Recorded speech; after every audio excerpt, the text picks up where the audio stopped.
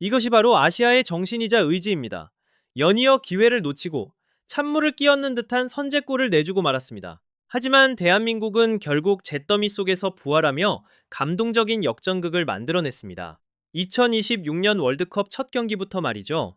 손흥민은 골도 어시스트도 기록하지 못했지만 그의 동료들이 그 투쟁의 임무를 대신 완수해냈습니다.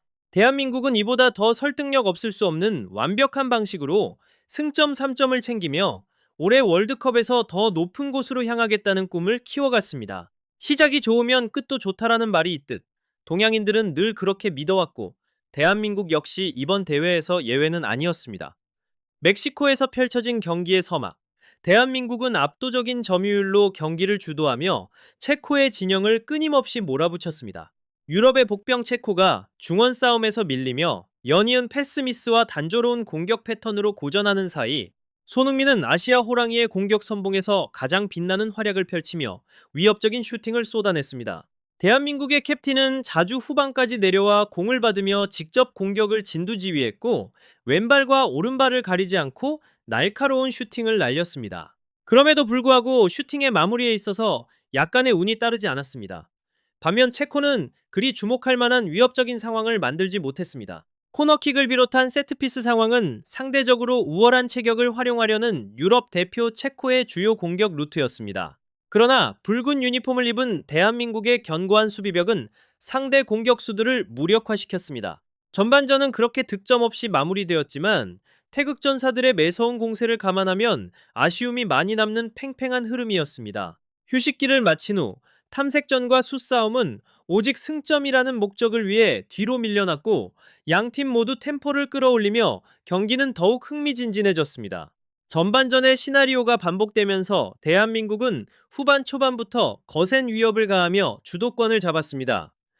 후반 49분 중앙에서의 연계 플레이로 상대 수비진을 허문 뒤 이강인이 박스 안에서 강력한 재차 슈팅을 날렸으나 체코 골키퍼의 선방에 막혀 슈퍼골 기회가 무산되었습니다. 불과 몇 분 뒤 관중석에 가득 찬 수만 명의 팬들의 탄식 속에 또다시 손흥민의 아쉬운 장면이 나왔습니다. 그는 영리하게 침투하며 상대 골키퍼와 1대1로 맞섰지만 감각적인 칩슛이 골대를 살짝 비껴나가고 말았습니다. 이러한 사치스러운 기회무사는 불길한 징조를 예고하는 듯 했습니다. 그리고 대한민국 국가대표팀과 동록들에게 더욱 뼈아픈 순간이 찾아왔습니다. 불과 몇 분 뒤 축구계의 영원한 잔혹한 법칙인 공격을 몰아치고도 골을 넣지 못하면 대가를 치른다는 순간을 맞이하게 된 것입니다. 후반 59분 말입니다. 결정적인 순간에 동유럽 특유의 압도적인 피지컬이 힘을 발휘했습니다. 매우 강력한 롱스로인이 대한민국 박스 중앙으로 단번에 날아들었습니다. 공은 빠르고 예리하게 휘어 들어오며 대한민국의 센터백 라인의 수비 범위를 넘어섰습니다. 라디슬라프 크레이치는 완벽한 신체 조건을 활용해 높은 타점의 헤더 슈팅을 구석으로 꽂아 넣었고 조현우 골키퍼의 손을 완전히 지나쳐 체코의 선제골로 연결되었습니다.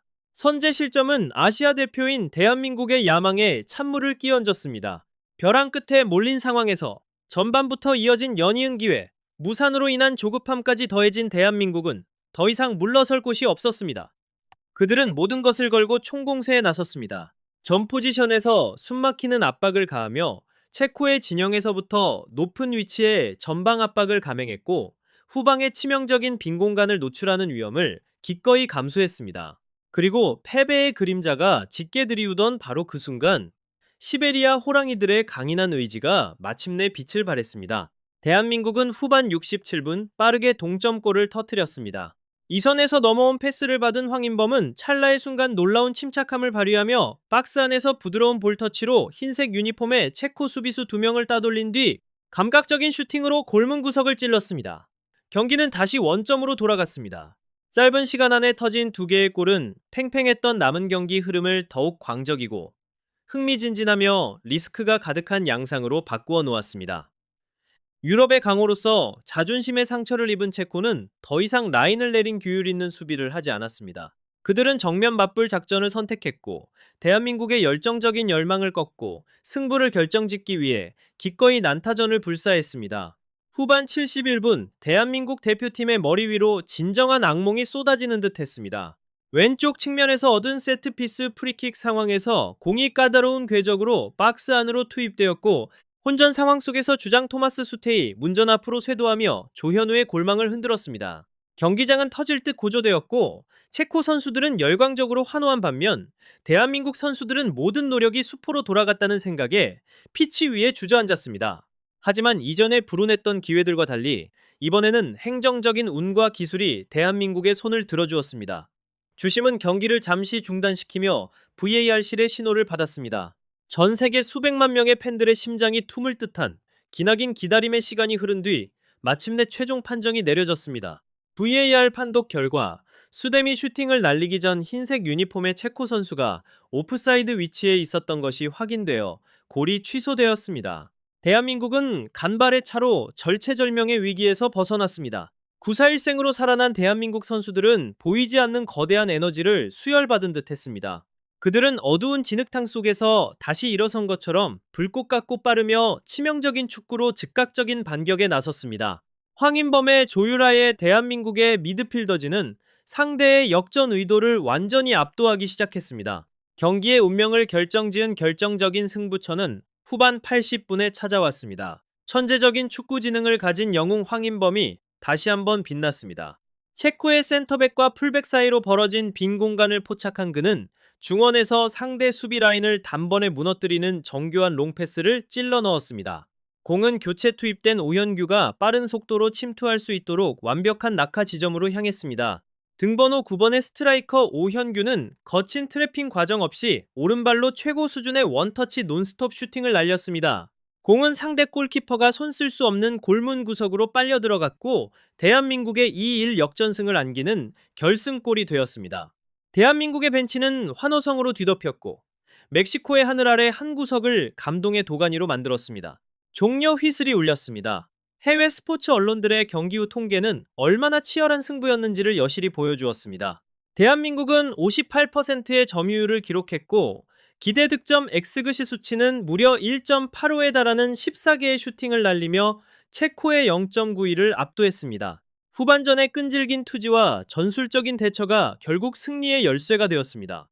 경기 후 기자회견에서 대한민국 대표팀의 사령탑은 자랑스러운 감정을 감추지 않았습니다. 실점 이후 많은 압박을 받았지만 포기하지 않는 선수들의 정신력이 정말 위대했습니다. VAR은 공정했고 이 승리는 온 힘을 다해 싸운 우리 선수들이 마땅히 누려야 할 결과입니다. 반면 체코의 감독은 씁쓸하게 패배를 인정했습니다.